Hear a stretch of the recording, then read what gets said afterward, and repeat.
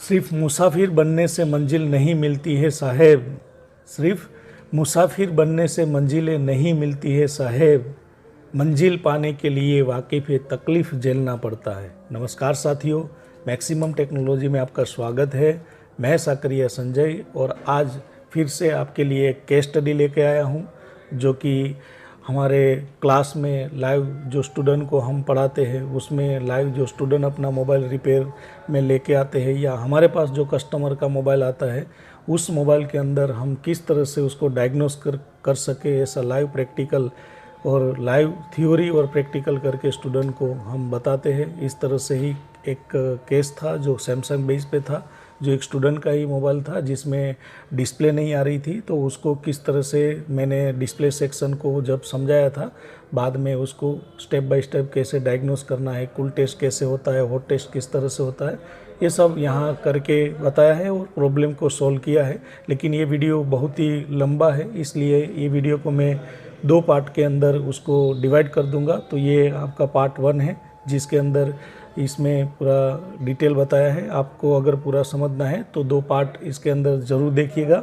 और यहाँ ये मेरा जो भी कोई क्लास चलता है उसमें कोई डेमो लेक्चर नहीं होता है, यही मेरा डेमो समझ लीजिए, क्योंकि इसमें मैं कोई चीज़ को हाइड रखता हूँ या ये बताता हूँ कि ये मैं क्लास में ही बताऊँगा, आप इधर आओगे तो ही बताऊँगा, यहाँ नहीं बताऊँगा। तो ये एक डेमो लेक्चर है, आप इसी तौर पे आप समझ लीजिए। और ऐसे ही केस आज मेरे पास बहुत ही है, मतलब अभी रिकॉर्डिंग किए हुए हैं सब अलग अलग क्लास के, लेकिन मुझे मिक्सिंग में ये सब में टाइम नहीं मिल रहा है, इसलिए थोड़ा टाइम लग रहा है। लेकिन कोशिश करूँगा कि जल्द से जल्द इस तरह से वीडियो में अपलोड करने की। और आप जो मेरे सामने देख रहे हैं ये संदीप है, जो वेस्ट बंगाल से है। वो बहुत ही कम टाइम में अपने आप को बहुत ही अच्छे से ग्रोथ किया है। उसका एक वीडियो पर्सनल में लेके आऊँगा कि किस तरह से इसकी कम उम्र में इतना अच्छा उसने नॉलेज ले लिया और आज अच्छे से काम कर रहा है। तो किस तरह से अपने आप को उसने ग्रोथ किया, मतलब एक जब मेरे पास आए थे एक फ्रेशर स्टूडेंट के लिए, मतलब एक फ्रेशर स्टूडेंट बन के आए थे, कोई भी टाइप का उसके अंदर कुछ भी नॉलेज नहीं था। आज बहुत ही अच्छा काम कर रहा है, स्केमेटिक है, बहुत ही अच्छे से समझ रहे हैं। मान ली कि ये मेरा कार्बन कॉपी ही है, ऐसा भी आप मान सकते हैं। तो उसकी जर्नी किस तरह से इस फील्ड में है, इसके बारे में, उसकी लाइफ किस तरह से, बहुत गरीब का परिवार से लड़का आया था और आज बहुत ही अच्छे से काम कर रहा है। तो हम आप अगर चाहते हो तो मैं इसका पर्सनल एक इसके साथ वीडियो बनाता हूँ, ताकि कुछ स्टूडेंट को समझ में आए कि हमें सीखना है तो किस तरह से सीख सकते हैं। जो ये अपनी लाइफ का पूरा बात करेगा कि किस तरह से हमें इसके अंदर आज जो मेरे साथ है। तो आप अगर मांग करते हो तो ज़रूर इसके साथ में एक वीडियो बनाऊंगा। तो चलिए इस वीडियो के अंदर हम देख लेते हैं। हाफ वीडियोस है, मतलब इसके अंदर सेकंड हाफ वीडियो इसके बाद आपको देखने को मिलेगा। पार्ट 1 पार्ट 2 में ये वीडियो मैंने अपलोड किया है, डिस्प्ले सेक्शन पे है, जो कि ये इसके अंदर एक लाइव प्रैक्टिकल फॉल्ट को समझाया, थ्योरी समझाई है, ये सारा चीज़ें हैं। और अगर आप मोबाइल रिपेयरिंग को अगर सीखना चाहते हो, आप यहाँ आना चाहते हो तो वेलकम, आप आ सकते हो। यहाँ नंबर दिए गए नंबर पे बात करके आप अपना सीट बुक करवा सकते हो। हर मंथ की 1 तारीख को हमारा नया बैच स्टार्ट होता है। मैं गुजरात जामनगर से हूँ और हमारा यहाँ इंस्टीट्यूट है। यहाँ सॉफ्टवेयर, हार्डवेयर, EMMC सब क्लास यहाँ बहुत डिटेल में थ्योरी और प्रैक्टिकल के साथ करवाए जाते हैं। और आपको अगर स्किल आपका अच्छा है, प्रोग्रामिंग आप जानते हो, लेकिन आपको ट्रबल शूटिंग में दिक्कत है, स्केमेटिक नॉलेज में दिक्कत है, तो आप मेरा ऑनलाइन कोर्स भी ज्वाइन कर सकते हो। चलिए कोई बात नहीं, मिलते हैं हमारे दूसरे पार्ट में। तब तक ये वीडियो आप एंजॉय करिए। और आप अगर जानना चाहते हो संदीप के बारे में तो आप नीचे कमेंट लिखिएगा, मैं ज़रूर इसके साथ डिटेल बताऊंगा। इसका काम किस तरह से अच्छा हो गया है, किस तरह से वो कितना टाइम लगा है, ये सारा चीज़ें बात करेंगे। चलिए कोई बात नहीं। हमारे पास एक केस स्टडी है, जो कि आज हमने हमारा एमोलेड का ग्राफिक सेक्शन का जो वोल्टेज रिक्वायरमेंट है वो आज हमने समझा थ्योरिकल बेस पे कि किस तरह से एमोलेड को वोल्टेज की रिक्वायरमेंट है, ग्राफिक बनने के लिए डाटा क्लॉकों की रिक्वायरमेंट होती है, उसके बारे में हमने बात किया था। अब हम एक केस स्टडी है, जो कि कल मुझे एक कस्टमर ने एक मोबाइल दिया था, एक यूजर के पास से एक टेक्नीशियन को ये दिया हुआ था, उस टेक्नीशियन ने मुझे दिया। तो हुआ ऐसा था, उसका मैं पूरा स्टोरी बताता हूँ कि जब उस यूजर ने कोई टेक्नीशियन को ये मोबाइल दिया, तब ये मोबाइल के अंदर डिस्प्ले नहीं आ रही थी। उसका कहना था कि इसमें कॉल आती जाती है लेकिन डिस्प्ले में कुछ दिखाई नहीं दे रहा। बाद में उस टेक्नीशियन ने इसके अंदर थोड़ा ये बोर्ड वाटर डैमेज था, यानी 2-3 दिन पहले जो बारिश आई थी उसके अंदर थोड़ा भिगा हुआ था, तो उसको ऐसा लगा, मतलब थोड़ा बहुत उसने क्लीन किया, उसके बाद उसको ऐसा लगा कि ये डिस्प्ले के अंदर थोड़ा वाटर टच हुआ होगा, तो उसने इसका एलसीडी निकालने की कोशिश की, जो एमोलेड होता है। जब डिस्प्ले इसने निकाला तो इसके अंदर जो ओरिजिनल डिस्प्ले था, निकालने के टाइम इसका बेल्ट उससे टूट गया, मतलब इसका जो ओरिजिनल बेल्ट था ये यहाँ से कट हो गया है, देखिए ये दिखाई दे रहा है ये, तो इससे ये हो गया। उसके बाद क्या हुआ कि कस्टमर है उससे झगड़ा करने लगा कि मेरा बोर्ड आप रिपेयर करके दो इस तरह से, जो कि उसका ओरिजिनल डिस्प्ले तो बहुत महंगा आता है। लेकिन उस टेक्नीशियन ने उसके बाद उसके अंदर समाधान के तौर पे उसने डुप्लीकेट मार्केट में ये भी जो डिस्प्ले है वो OLED है, मतलब चाइना OLED है उसने लगाया है। तो मार्केट से डिस्प्ले लेके उसने, ये देखो आप यहाँ अभी उसका पन्नी भी नहीं निकला है, ये नया डिस्प्ले है, अभी उसने मार्केट से लेके उसमें लगाया है, लेकिन फिर भी इसके अंदर भी ग्राफिक दिखाई नहीं दे रहा है। वैसे मोबाइल ऑन हो रहा है लेकिन इसमें भी ग्राफिक नहीं आ रहा। तो फिर वो टेंशन में आ गया कि अभी तो दूसरा डिस्प्ले भी हम कस्टमर को लगा के देते हैं तो इसके अंदर डिस्प्ले नहीं आ रहा है। तो उसने मुझे बात किया, तो मैंने बोला कि कोई बात नहीं, मैं दीजिए, मैं आपको चेक करके देता हूँ। बाद में मैंने इसके अंदर टेस्ट किया और जो सामने मुझे फॉल्ट समझ में आया, तो इस हिसाब से सोचा कि आपका ग्राफिक सेक्शन अभी चल ही रहा है, तो इस हिसाब से इसका एक केस स्टडी भी हो जाए, प्रैक्टिकल जो थ्योरी हमने समझा उसके ऊपर आपका प्रैक्टिकल भी आपको समझ में आ जाए कि ग्राफिक को कैसे हम रिपेयर कर दे, बराबर। तो आज ये सैमसंग का जो A605 यानी A6 प्लस का जो ये मोबाइल है, इस मोबाइल के अंदर हम इसका ग्राफिक का बेसिक रिक्वायरमेंट कैसे होता है, उसको किस तरह से हमें डायग्नोस करना होता है, प्रॉब्लम कहाँ से हमें फाइंड, ये वोल्टेज का भी प्रॉब्लम हो सकता है, ये कोई लाइनों का भी और क्लॉक डाटा और उसकी कंट्रोल लाइन का भी फॉल्ट हो सकता है। जब भी कोई मोबाइल को हम रिपेयर कर रहे हैं ग्राफिक सेक्शन, तो उसमें आपको 3 टेस्टिंग से हम पूरा ग्राफिक समझ सकते हैं।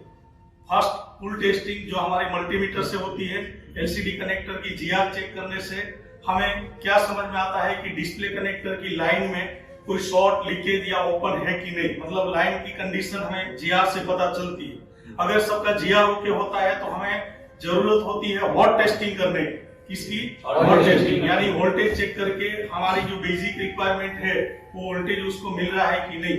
जब फुल टेस्टिंग भी ओके होता है, हॉट टेस्टिंग भी ओके होता है, तो फाइनली हमें जरूरत पड़ती है डीएसओ टेस्टिंग, यानी इसके अंदर जो कंट्रोल डाटा, रीसेट, जो क्लॉक लाइनें होती है उसको हमें चेक करना पड़ता है। तब जाके फाइनली डिसीजन हम ले सकते हैं कि हमारे मोबाइल में प्रॉब्लम किस सेक्शन से है, कहां से है, ये चीजें हमें पता चल जाती है। अगर आपके पास पूरा प्रॉपर नॉलेज है तो आप बिना डिस्प्ले से भी आप बोल सकते हो कि हमें यहाँ डिस्प्ले की जरूरत है या डिस्प्ले का प्रॉब्लम है या हमारे मोबाइल के अंदर किस चीज का प्रॉब्लम है। हमारा एलसीडी कनेक्टर, हमारा जो एलसीडी सेक्शन है, ये हमारे कितने सेक्शन को मिलके, कितने कंपोनेंट को मिलके बना हुआ है। तो सबसे पहले तो एलसीडी कनेक्टर, एलसीडी पे बेसिक रिक्वायरमेंट, हमारे प्रोसेसर से एलसीडी का रिलेशन होता है, हमारे पावर आईसीओ से एलडीओ वोल्टेज की रिलेशन हो सकती है, और एक इसमें ऑक्टा ड्राइवर आईसी जो बूस्ट इन्वर्टर सर्किट है उसका एक पर्सनल एक आईसी होती है, उससे ये सब इसका रिलेशन होता है। बाद में सैमसंग के मोबाइल या अभी की जनरेशन के मोबाइल में एलसीडी कनेक्टर के साथ ही टच कनेक्टर भी है, तो उसका भी रिलेशन इसके अंदर होता है। तो हमें अभी इसको ग्राफिक सेक्शन को समझना है,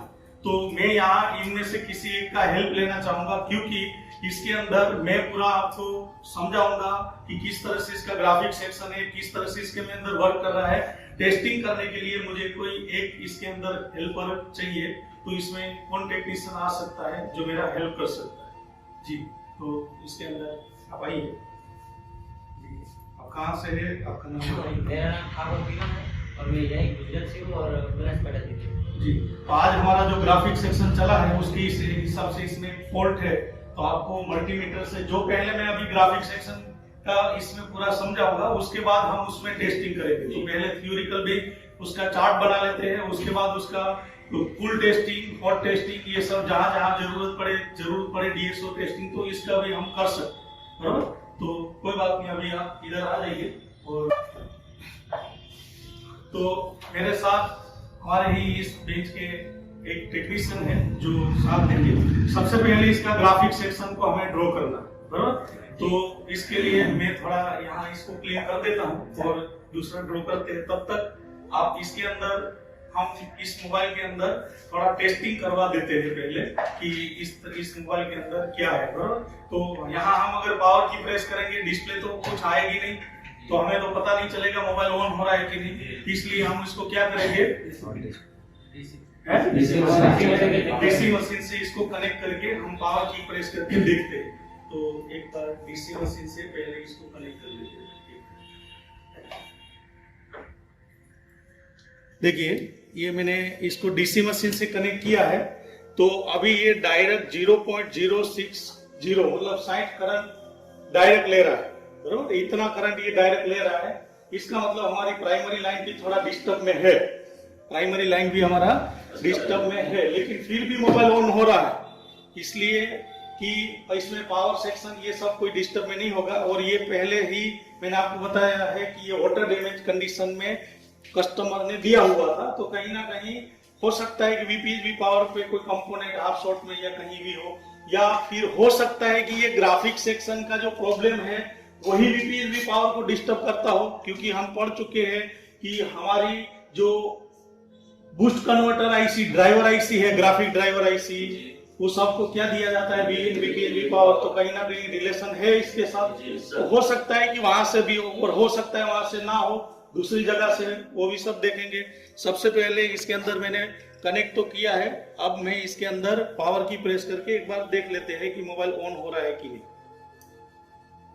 देखिए, ये करंट इस तरह से कंज्यूम कर रहा है, इसका मतलब कि मोबाइल क्या हुआ है, लेकिन यहाँ डिस्प्ले पे कुछ दिखाई नहीं दे रहा है। ये आप देख सकते हो, यहाँ बूटिंग के हिसाब से, डिजिट के हिसाब से मोबाइल क्या हो रहा है, ऑन हो रहा है। और कस्टमर का भी कहना है कि इसमें कॉल आता जाता भी है, और मैंने भी देखा है कि इसमें कॉल आता जाता है, लेकिन फिर भी उसके अंदर नेटवर्क नहीं आ रहा है। तो सॉरी, एलसीडी नहीं आ रहा है, डिस्प्ले नहीं आ रहा है, बराबर। तो इसके अंदर अब हम इसको थोड़ा समझने की कोशिश करते हैं।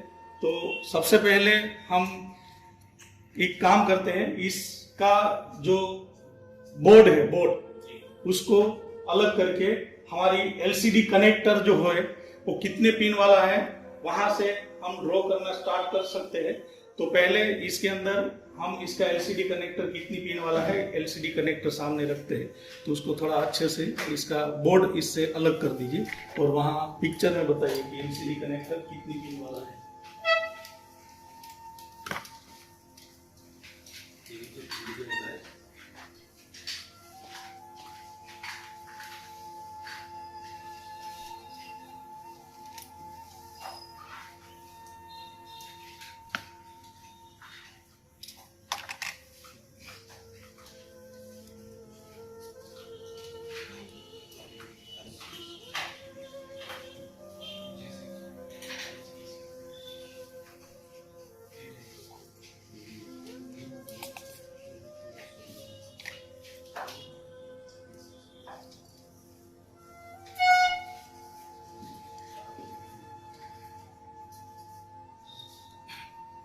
देखिए, इसके अंदर डिस्प्ले कनेक्टर है, ये इसमें पिन काउंट करें कि एलसीडी कनेक्टर में टोटल एक साइड कितना पिन है। तो यहाँ काउंट करिए, 1 2 3 4 5 6 7 8 9 10 11 12 13 14 15 16 17 18 19 20 21 22 23 24। टोटल एक साइड 24 पिन है, 24 पिन है एक साइड। तो टोटल पिन कितना हुआ, बराबर। तो हम इस एलसीडी कनेक्टर को पहले यहाँ ड्रॉ करते हैं।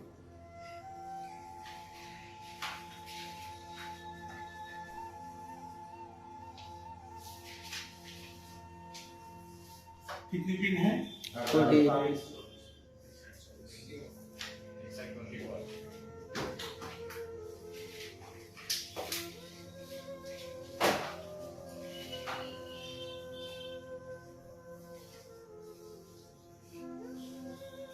24 है ना? Yes sir.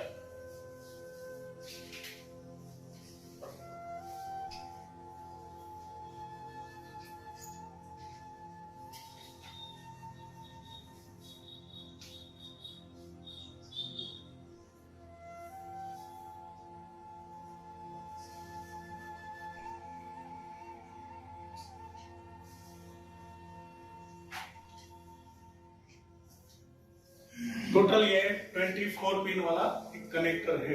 इसके अंदर हम अगर इसको काउंट करें तो ये इसका मान लीजिए 1 नंबर है, तो ये इसका 2 नंबर होगा, ये इसका 3 नंबर होगा, तो ये इसका 4, ये 5, ये 6, ये 7, 8, 9, 10, 11, 12, 13, 14, 17, 19, 20, 21, 22, 23, 24, 25, 26, 27, 28, 29, 30, 31, 32, 33, 34, 35, 36, 37, 30, 39, 40, 41,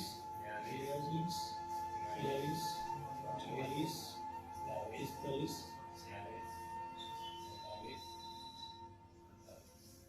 46 ये कनेक्टर है। सबसे पहले इसके अंदर हमारी बेसिक रिक्वायरमेंट, हमें इसको वोल्टेज की ओर से रिपेयर करना होता। सबसे पहले रिक्वायरमेंट हमारी है वोल्टेज की ओर से। कहां से? वोल्टेज। तो इसके अंदर जो बेसिक इसकी वोल्टेज रिक्वायरमेंट है वो इस तरह से है कि इसका अगर देखा जाए तो 2 नंबर, 4 नंबर और 6 नंबर, 2, 4, 6, फिर 8 नंबर एनसी होगा, फिर 10 नंबर, 12 नंबर और 14, ये आपस में शॉर्ट है, ये 3 आपस में जॉइंट है। जो मैं डिस्प्ले की बात कर रहा हूं, ये एलसीडी कनेक्टर को आप यहाँ इस तरह से देख सकते हो, ये इसका 2 नंबर है, तो ये 3 पिन आपस में शॉर्ट है, फिर ये एनसी है, फिर ये 3 पिन आपस में शॉर्ट है, बराबर, ये चीज है। तो उसके बाद यहाँ एक 16 नंबर, एक 18 नंबर और एक 20 नंबर। अब ये जो वोल्टेज है, ये वोल्टेज, ये 3 पिन, इसमें से ये वोल्टेज हमारा VSS यानी माइनस 4.4 वोल्टेज यानी 5 वोल्टेज के लिए, बराबर। ये होगा VDD प्लस 4.6 या 5 जो भी, ये दोनों EL वोल्टेज है, बराबर, ग्राफिक बनने के लिए। इसके बाद ये वोल्टेज है AVDD यानी 7.45 वोल्टेज जो भी है, ये तीनों 3 वोल्टेज हमारे कौन सी आईसी से आता होता है? ये हमारे ग्राफिक ड्राइवर आईसी से, जिसको ऑक्टा ड्राइवर आईसी भी एमओएलईडी में बोला जाता है। तो ये ग्राफिक ड्राइवर आईसी हम यहाँ बना लेते हैं।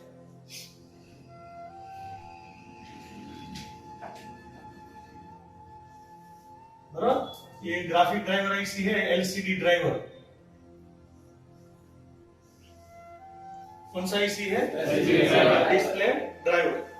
ये ब्लैक कलर का इंक दिखता है ना, डिस्प्ले एलसीडी ड्राइवर आईसी।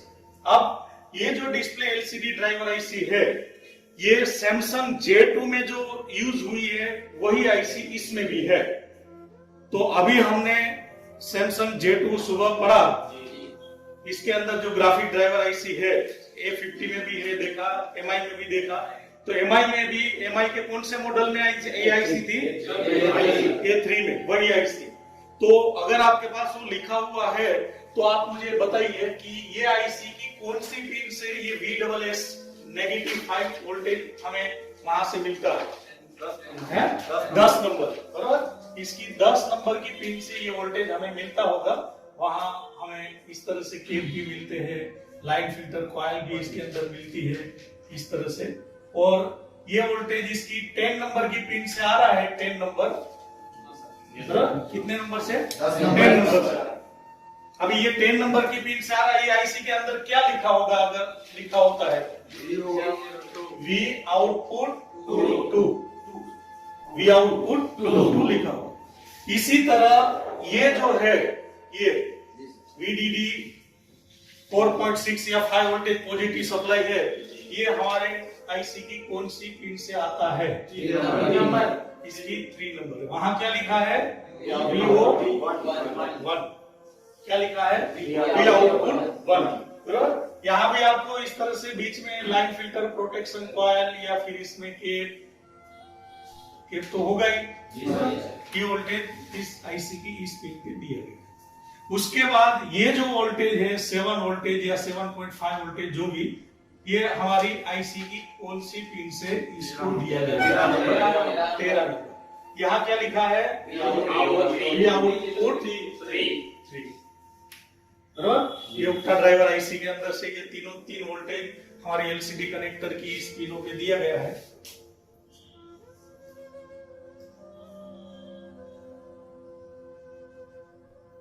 अब हमें ये जो पिन है हमारा 18 नंबर का पिन, और ये यहां वोल्टेज आएगा हमें -4.4 वोल्टेज, यहां हमें मिलेगा +4.6 वोल्टेज, यहां हमें मिलेगा +7.4 वोल्टेज, यहां हमें मिलेगा 3 वोल्टेज, और यहां हमें मिलेगा 1.8 वोल्टेज। और ये जो 22 नंबर की पिन है वहां 1.5 वोल्टेज। कितना? 1.5। ये तीन वोल्टेज हमारे एलडीओ सेक्शन से लिए जाते हैं। कहां से लिए जाते हैं? एलडीओ से लिए जाते हैं। तो ये तीनों के लिए हम यहाँ एक एलडीओ बना देते हैं। ये तीनों के लिए हम क्या बना देते हैं? एक एलडीओ इधर है,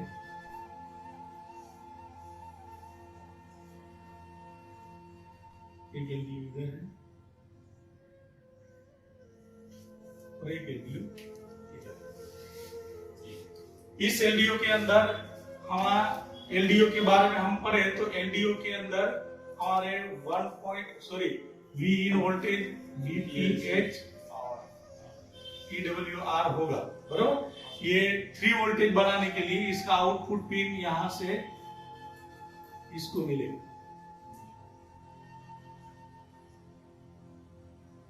इसमें एक केप क्या होता है, और ये क्या है?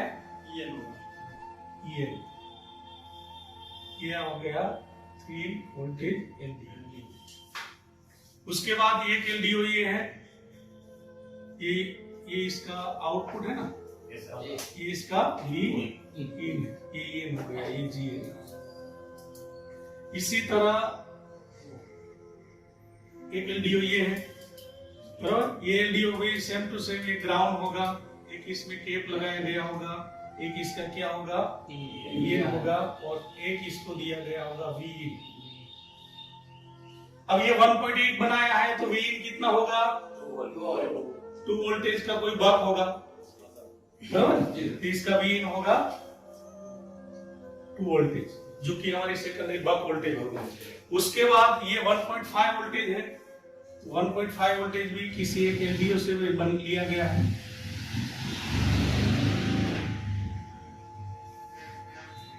फिर ग्राउंड,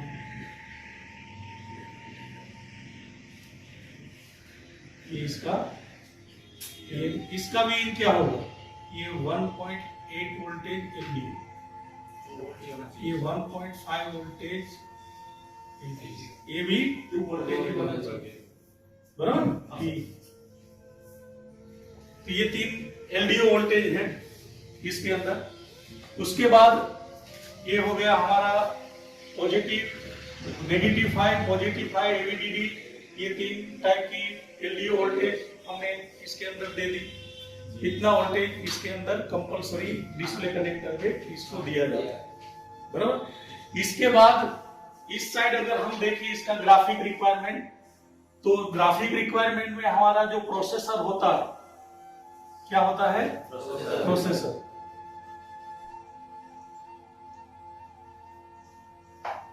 इस प्रोसेसर से इसको कनेक्ट किया जाएगा।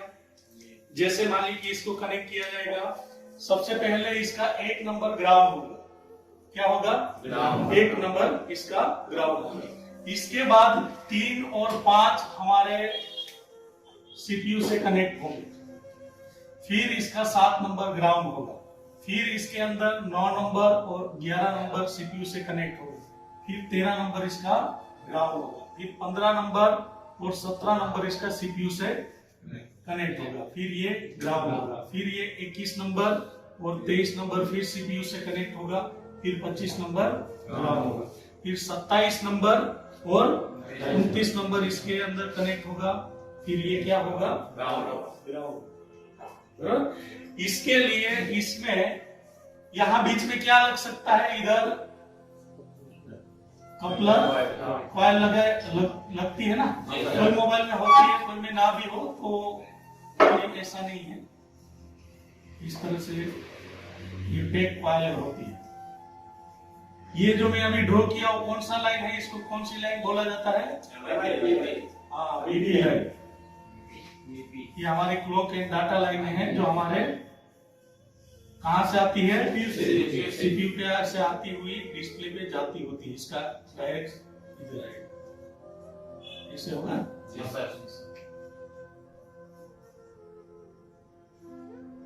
इसमें ये लाइन हमारा डाटा 3 का N है, ये डाटा 3 का P है। उसके बाद ये डाटा 0 का N है, ये डाटा 0 P है। इसके बाद ये CL के क्लॉक N है, ये CL के क्लॉक P है। मिट्टी की लाइन है ये। उसके बाद ये डाटा 1 N है और डाटा 1 P है। ये डाटा 2 N है, ये डाटा 2 P है। ये हो गया आपका MIPI प्रोटोकॉल, बराबर। इसलिए लाइन। इसके बाद की ये जो लाइन है, इसमें से इसके बाद की ये जो लाइन है, इसमें से कुछ NC है और कुछ लाइनें इसके अंदर TSP, टच पैड की, जो अभी हमें इसको समझना नहीं है, क्योंकि टच पैड का अभी ग्राफिक से रिलेशन नहीं है। अभी और भी इसमें पिन बाकी है। जिसमें पिन बाकी है वो पिन हमारी ये है कि इसका 24 नंबर की पिन जो है, ये पिन यहां से इस आईसी के अंदर इनपुट होगी।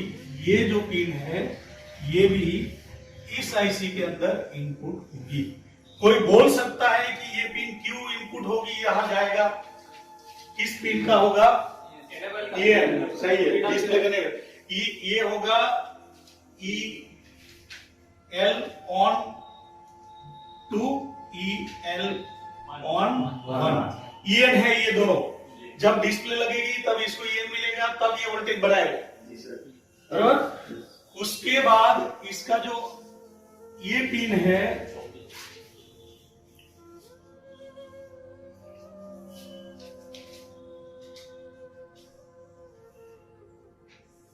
ये पिन इसका LCD TE लाइन। ये TE कहा जाएगा? CPU, थ्रेड इफेक्ट के लिए। इसके बाद इसका जो ये 30 नंबर का लाइन है, ये हमारी LCD, हमारी FG E एरर, ये लाइन भी कहा जाएगी CPU। उसके बाद इसका जो ये लाइन है, ये line LCD RST reset line, ये लाइन भी कहा जाएगा। उसके बाद जो ये 34 नंबर लास्ट है, ये पिन भी हमारी LCD ID, ये सब किस पे है? CPU। बाकी ये सब पिन NC होती, क्या होता है एनसी। बराबर, इतने कनेक्टर पे है तो सबसे पहले हमें क्या चेक करना है, इन पिनों का हमें एक बार जीआर लेना है। क्या लेना है? जीआर। बराबर, तो हम यहाँ जो हमारा बोर्ड है, इस बोर्ड के अंदर हम इसका एक नंबर कहां से स्टार्ट करेंगे ये देखते हैं। तो इसका एक नंबर स्टार्ट करने के लिए ऐसे रखते हैं। बराबर, अब इसमें एक नंबर इसका इस तरह से स्टार्ट कर सकते हैं कि ये एक नंबर ग्राउंड है उधर, बराबर, ये 2 नंबर, फिर ये 3। तो हमें सबसे पहले इससे इधर से या फिर इधर से हम इसके अंदर काउंट कर सकते हैं। तो सबसे पहले हम वोल्टेज का ही इसके अंदर जीआर इस साइड ले लेते हैं, जो सीपीयू से हमारी कनेक्टिविटी हमारी जीआर होती है वो। तो एलसीडी कनेक्टर पे सबसे पहले हमें जीआर चेक करना है। बराबर, तो चेक करते हैं।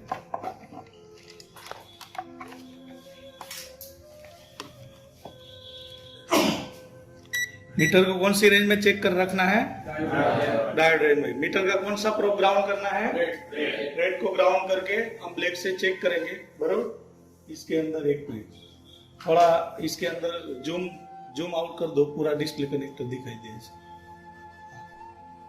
क्लीन है आपका? थोड़ा बोर्ड को नीचे करो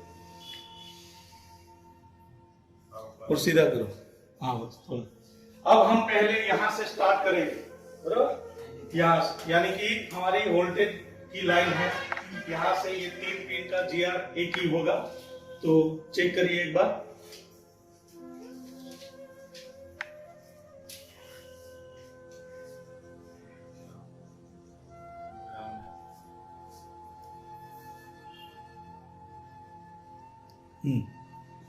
बस एक मिनट ले लो। क्या हुआ जीआर? एक बात मैं आपको बता दूं कि जब भी हम नेगेटिव लाइन का जीआर चेक करेंगे तो रिवर्स बायस में ऑयल ही होगा। इसको आपको फॉरवर्ड बायस में रीडिंग लेना है, क्योंकि ये नेगेटिव वोल्टेज है और नेगेटिव बढ़ाने के लिए वहां डायोड इस तरह से आगे का कॉन्टेक्ट नेगेटिव उधर है, इसलिए हमेशा ये फॉरवर्ड बायस रीडिंग होगी, रिवर्स बायस रीडिंग नहीं होगी। यहाँ बहुत टेक्नीशियन लोग हैं फंस जाते हैं, क्योंकि हम सब हर टाइम हम आदत होती है कि रिवर्स बायस की रीडिंग लेने ही, और रिवर्स बायस रीडिंग लेते हैं, वहां ऑयल आता है तो प्रॉब्लम है कि इसके अंदर कोई ओपन सर्किट है। यहाँ कौन सी रीडिंग आनी चाहिए? फॉरवर्ड बायस रीडिंग लेनी है। नेगेटिव वोल्टेज का कोई भी आईसी का अगर नेगेटिव वोल्टेज चेक करो तो आप एक बार इसमें ब्लैक को ग्राउंड करके रेड से चेक करना है। बराबर, अब हमने रेड से चेक किया, देखो आ गया जीआर। बराबर, ये जीआर हमें इधर मिल रहा है, तो उसका मतलब ये हुआ कि इसके अंदर ये लाइन ओके है। कितना जीआर है आप जरा बोलिए तो। जीआर 632 यहाँ आ रहा है 632। बराबर, ये हुआ फॉरवर्ड बायस, ये ध्यान रखना है। अब हमें ये 3 पिन को छोड़ के बाकी का जो एक वो एनसी पिन है उसको छोड़ के बाकी की पिन पे हमें कितना जीआर आ रहा है? ये अभी हमें फॉरवर्ड बायस चेक करना है, सॉरी ये हमें रिवर्स बायस चेक करना है।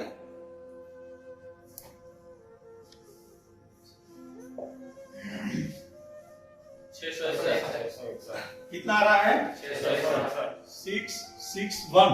बराबर, रिवर्स रीडिंग। इसके बाद उसकी बगल की 16 नंबर की पिन, हाँ भाई फॉरवर्ड बायस नहीं, सब रिवर्स ही अभी चेक करना है। बराबर, कितना आया इधर? 691। बराबर, ये रीडिंग आ गई। उसके बाद हमें रीडिंग चेक करना है उसके नीचे का। ये हमारा हो गया 3 वोल्टेज का। कितना आ रहा है? 840। बराबर, इसके बाद हमें 20 नंबर की पिन, कितना जीआर है? 633। उसके बाद 1.8 वोल्टेज की लाइन, कितना है? 585। उसके बाद हमें EL ऑन का जो लाइन है वो 715। उसके बाद 482। 2 उसके बाद 481 481 उसके बाद 484 4 है 484 उसके बाद एक मिनट मीटर बंद हो गया नहीं चालू है जी कहाँ पहुंचे ये कौन सी लाइन आई 478 ये आया 32 मतलब रिसेंट लाइन का टीपी है ये देखो रिसेंट लाइन बराबर कौन सा कितना है रीडिंग 478 रिसेट पे टीपी दिया उसके बाद आईडी लाइन 479 चलो छोड़ दो अब हम ऊपर से एक नंबर तो ग्राउंड है बाकी मीपी का सब लाइन हम टेस्ट करते जाएंगे ये ग्राउंड है बराबर उसको छोड़ो उसके बाद कितना है 308 अभी हमें रीडिंग इसके अंदर रिवर्स बायस है मैंने आपको कितना रीडिंग बोला था 250 से बराबर और उसमें कॉमन क्या बताया था 350 कितना आया बताइए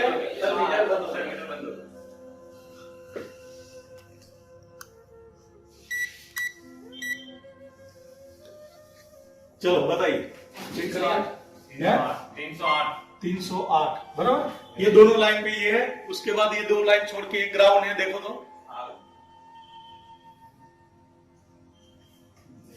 टच करिए हाँ ये ग्राउंड सर अभी और दूर पे हाँ इधर चेक करिए कितना है 308 अब चलो एक और ग्राउंड छोड़ो हाँ अब और उसके नीचे कितना 308 और जाइए नीचे एक ग्राउंड छोड़ के